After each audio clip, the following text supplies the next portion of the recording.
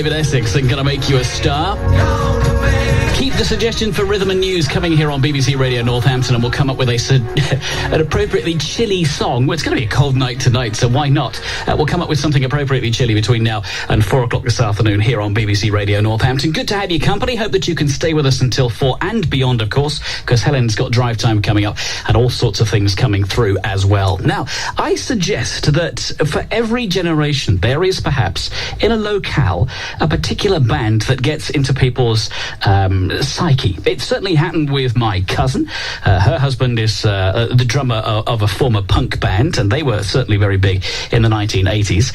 In the 1980s, I seem to remember Bauhaus as being one of the named bands for the county, which made certainly a name for themselves in all sorts of areas of the business. And that was the case also in the the late 60s and into the 70s with the band Dark.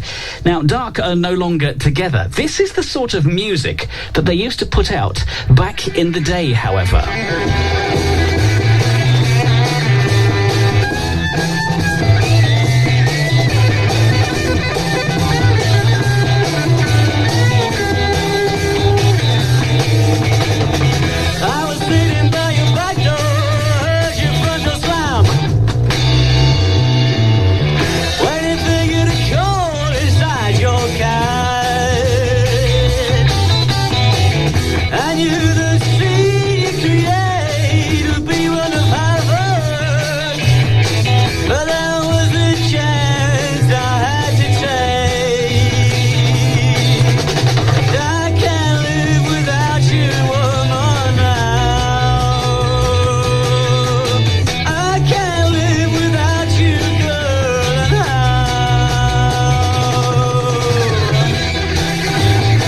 Band made a tremendous name for itself. It formed in the late 60s and in 1972 made an album called Dark Round the Edges, now highly sought after by the collectors and indeed listed, would you believe, as one of the top 20 most collectible records, according to the national press, being sold on the auction sites. Apparently, copies have been exchanging or changing hands for anything up to £8,000, would you believe?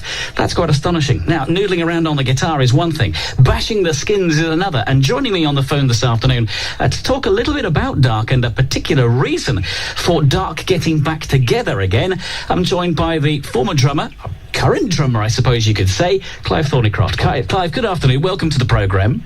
Yeah, good afternoon, John. Dark from the 60s and into the 70s, but not really through the 80s and the 90s.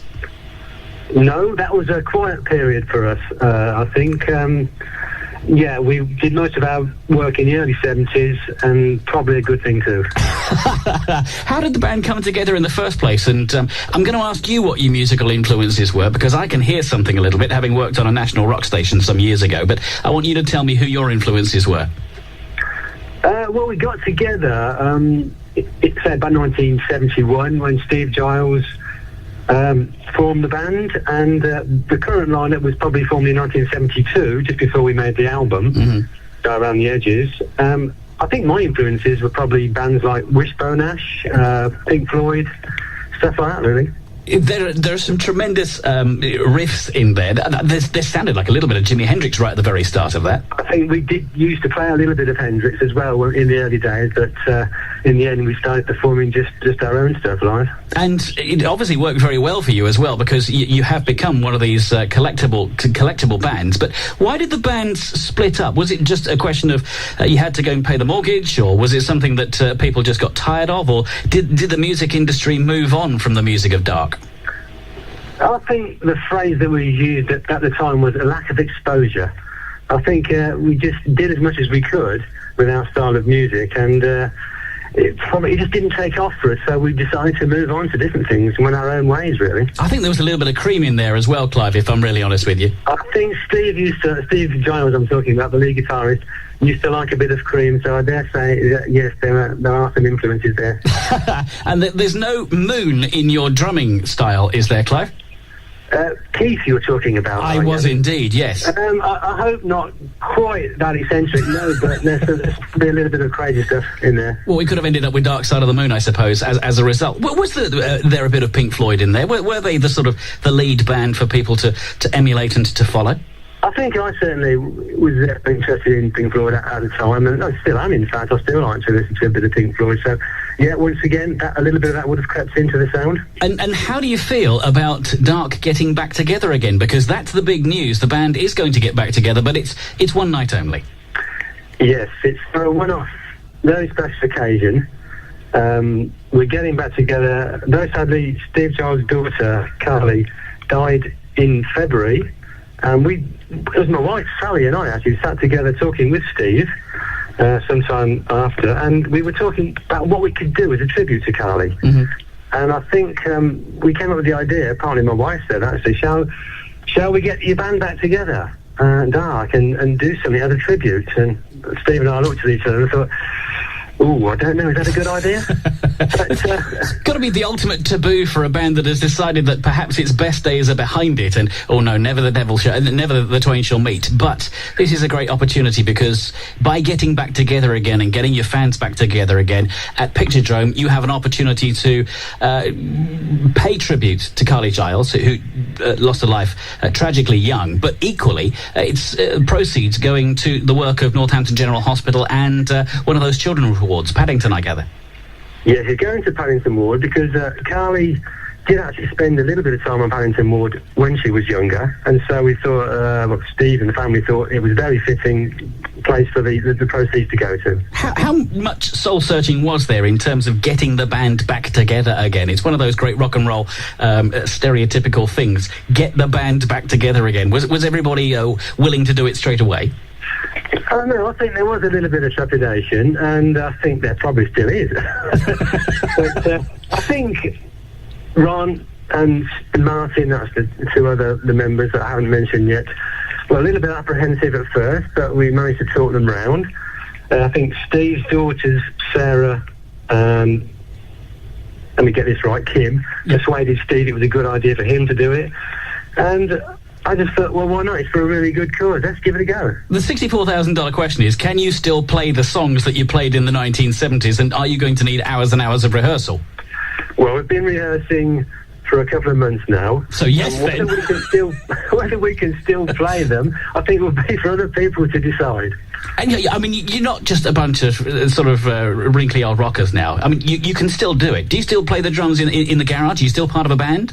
I'm not part of a band as such. I mean, what I tend to do is, if there's a band needs a drummer for a while, I'll go along and help them out for a couple of months. But generally, we haven't played together as a 4-piece or 5-piece as it will be on the night, because Andy Johnson, Ron's brother, will be joining us for the live gig. But we haven't played together for 14 years.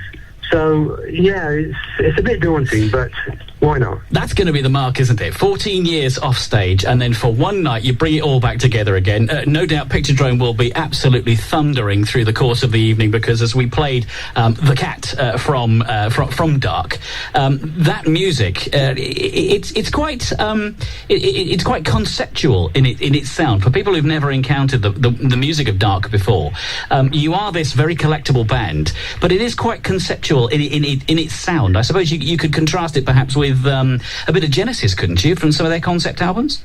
Yeah, I mean, we come under the progressive rock genre. Prog rock! But we like to think of ourselves as being on the melodic side of that. I think we like a tune so that it doesn't get too turgid, we hope, anyway. Well, it's good that there are going to be some tunes in there. There'll be some melodies, some ballads in there, maybe. The engine room, of course, of any band is the drummer. So have you had to sort of get yourself match fit again, Clive? Well, I'm trying, yeah. It's coming back slowly. Whether it'll be quite ready for the night, we'll have to wait and see. But well, it's good to talk to you. Have all the very best. When is the event taking place so that people can be part of it, this very special reunion for one night only? Okay, well, the event is taking place at the Picturedrome, as you said. It's on the Friday, 30th of September, which is next week. The event starts at 7:30. There'll be a DJ starting the evening. We'll have a young band from Hull called The Talks will be performing first. They've had a couple of singles. They're a young indie band, and we're hoping they're going to do great things. So that'll be perhaps more appealing to the young people who are there on the night. And then we'll be coming on at about 10 o'clock in the evening to do a set. During the evening will be a raffle, which companies around town have very kindly donated some wonderful prizes for, and we've even had interest from Doctor Who himself, Matt Smith, who's signed some merchandise, and that will be going for auction on the night. So please come along to the Picturedrome, Friday 30th of September.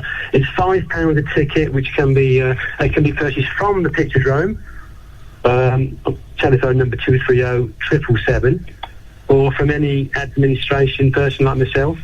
And just enjoy yourself, and let's make some decent proceeds to go to this very worthwhile cause. And so say all of us, to work with the Paddington Ward team at Northampton General Hospital, and a fitting tribute to young Carly Giles, who lost her life earlier on this year. Clive, great to talk to you. Have a brilliant evening. I'm sure it'll be an evening of reminiscence, and possibly a few pick-me-ups as well, because by the end of it, you're going to feel somewhat achy, are you not?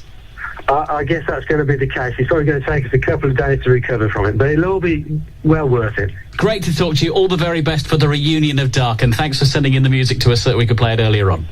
Thanks very much, John. Cheers, Clive. Bye now. Bye-bye. That's Clive Thornycroft, the drummer of the band Dark. Their albums change hands for anything up to £8,000 from the cognoscenti, the people who know about these things. If you want to see the band in action for one night only at the Picturedrome on the 30th of September, just a £5 gets you in. Lots and lots of live entertainment, and for an extremely good cause as well. Northampton 230-777 if you want to talk to the Picturedrome and book some tickets in advance. The only way to start your day. Joe